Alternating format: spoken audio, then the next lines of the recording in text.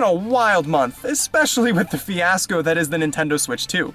It's exciting, or, I mean, maybe not, to look to the future, but for now, what am I actually playing? Now, this video is going to be a little different from my usual videos. You know, they're typically edited very well, they're typically in more of like a video essay kind of format. This one is just going to be a conversation. I'm going to edit it as little as possible, partly because I'm lazy, but also because I want this to feel like a conversation. I want to hear from you guys. What are you playing? And I want to tell you straight up, what am I playing? How am I feeling in the moment? First up, I've been playing a lot of Wave Race 64. You know, with the Switch 2 coming out, me getting excited for it, I've been using my Switch a lot more lately, and so I've been diving into a lot of the games on the Switch Online expansion pack, and one of them that I've actually been meaning to play for a while is Wave Race 64. I've heard a lot of really, really good things about Wave Race. I know some of my friends have played it, they love the games, but I've never played Wave Race, any of the Wave Race games, so I figured, oh my gosh, this is a great time to play some Wave Race 64, and I'm loving it. I mean, I've only played it for a few hours, but still, I mean, the gameplay is really addictive. I can't put it down. It's a little hard to get used to the controls. I'm still figuring out the controls, but I'm sure once I get that down, it'll be like second nature to me, you know what I mean? It'll be just like instinct. The soundtrack is already one of my favorite. I am so glad that's on Nintendo Music, because ever since I first played the game, I knew I would love the soundtrack. It's such a banger. It's so nostalgic, even though I never played Wave Race before. Something about that soundtrack is incredibly nostalgic to me. It's really cool. It's magical. So yeah, I've been playing a lot of Wave Race. The soundtrack's amazing. And what's really cool also is, and I gotta try not to abuse this because I've done this before with Nintendo Switch Online stuff, are the save states where, you know, I'll be playing like a Grand Prix or whatever, I guess a circuit is what it's called, I forget. But, and you know, I'll just screw up hardcore and then I'll be in last place. And it's hard for me to not revert to a past save state, like just consistently keep, I don't know, that's cheating. I shouldn't be doing that, but yeah, that's something I'm trying not to do. But and then I've also been playing Stardew Valley. That is a game, I've had that game for a while, and admittedly, I'm not one that really gets big into these farming simulation kind of games. They're not quite my thing. Like, I've played Animal Crossing in the past, and I've been able to get into it for a little bit, but I always fall out of it. Stardew Valley is a game that I keep coming back to every now and then. The soundtrack is amazing. Quite frankly, I think it's the soundtrack that brings me back into it, but the gameplay is also really nice. I mean, it's a lot like Animal Crossing, where it's very wholesome. You know, the setting comes alive. You feel like, okay, yeah, these people are my friends. These are great people. They care for me, and maybe that makes me sound a bit crazy because obviously they're not real, but like, boy, does it feel real. You know, that parasocial relationship is definitely there, and that's something really magical about Stardew Valley. That's something I really like.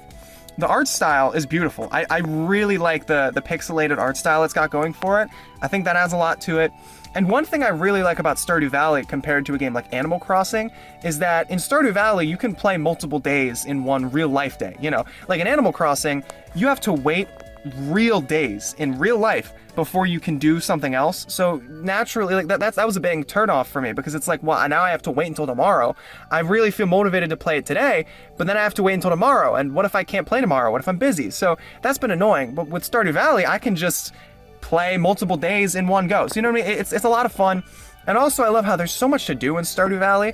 You know, there's a lot more than just, oh, let's design a town. Like, you know, obviously you've got the whole farm thing going on, of course. But then also there's the mining, and there's the Adventurers Guild, where, you know, you can fight the little monsters and stuff. I've been fishing a lot. That's something I do in any farming sim kind of game. Like Animal Crossing, I would go fishing a lot. And in Stardew Valley, I keep fishing a lot. I don't know what it is about fishing.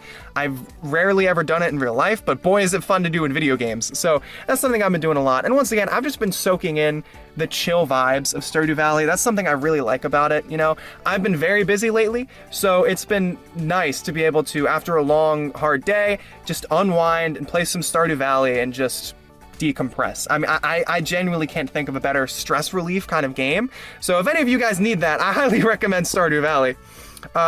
Speaking of stress relief, I definitely haven't been doing myself many favors by playing Splatoon 3, because quite frankly, that is the complete opposite of stress relief.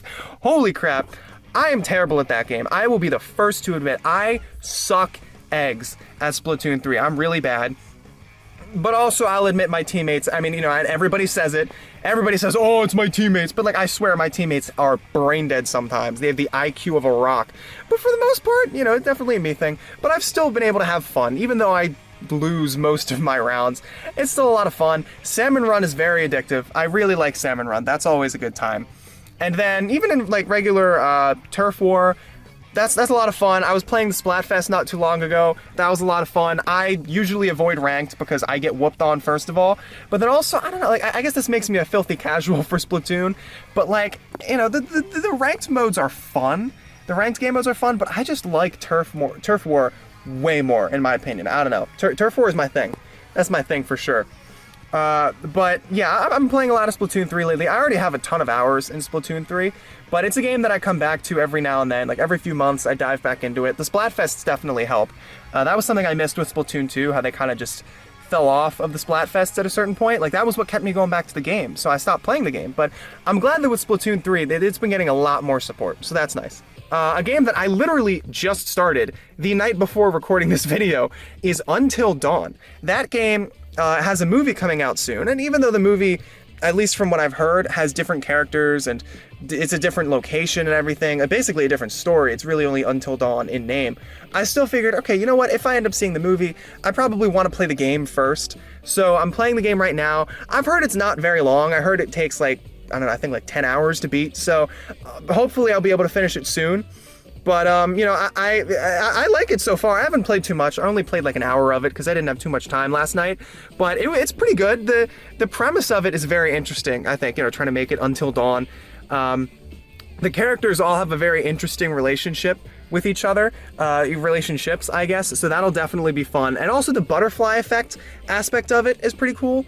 You know, I really liked in Life is Strange, the whole butterfly aspect of it, where the choices you made really did affect the story, and so that's going to be cool in Until Dawn, because, you know, once again, that's like the whole twist of the game. It kept telling me multiple times about that.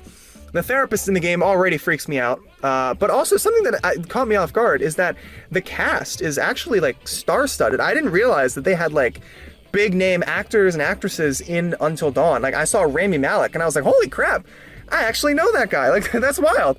Now, you know, I've seen him in movies, so yeah, that was pretty cool. But yeah, definitely I'm enjoying Until Dawn so far. Want to beat that before the movie comes out, but I mean, at this point, that's not happening. So, you know, we'll see. Hopefully, I'll beat the game before I go see it. But yes, there's that. But one thing, you know, I don't want to rush through the game, but one thing I definitely want to do is I want to beat this game before May 15th. Because on May 15th, baby, we've got Doom the Dark Ages. Woo! Oh my gosh, I am so excited for that game. I know I'm talking about games that I've been playing, but, you know, I want to look to the future just a little bit, because holy crap, Microsoft has been popping off so far this year. I mean, I haven't played Avowed and I haven't played South of Midnight, but I've heard both of those games are amazing. Just this week, they just announced and released the Oblivion remaster. Clair Obscur Expedition 33 is coming out, like, I don't know when this video is going up, but pretty darn soon. It's crazy. And then they've got Doom the Dark Ages coming out in just a few weeks. I mean, Microsoft's really, they're pushing out titles. It's good. But yeah, Doom and Doom Eternal are some of my favorite games. I mean, I could make a whole video about each of those games. They mean so much to me for so many reasons. I played them at just the right time in my life. I mean, the timing was impeccable. But yeah, those games are so much fun. The power fantasy is unlike any other video game. The story is pretty cool. Obviously, the soundtrack is unmatched. I mean, the heavy metal is awesome. So I'm looking forward to Doom the Dark Ages because it looks like it takes everything I love about Doom and just multiplies that even more. You know, I guess it's a bit of a bummer that there's no multiplayer, but I mean, quite frankly, I didn't really play the multiplayer very much in Doom or Doom Eternal, so that's not a big deal to me. I would much prefer them spending more resources on the single-player campaign, so I'm really glad that that's what they did with Doom the Dark Ages. I'm looking forward to that a lot, but I would love to know what all of you guys are playing, what all of you guys are looking forward to playing, and yeah, I mean, it's been a great April. It's going to be a busy May. I'm trying to clear up my backlog as much as possible before the Switch 2 comes out. We'll see how successful I am with the amount of Wave Race I'm playing and with Doom the Dark Ages coming out. And I want to play at least a little bit of the Oblivion Remaster and Expedition 33, but we'll see. But until next time, have yourself a good one.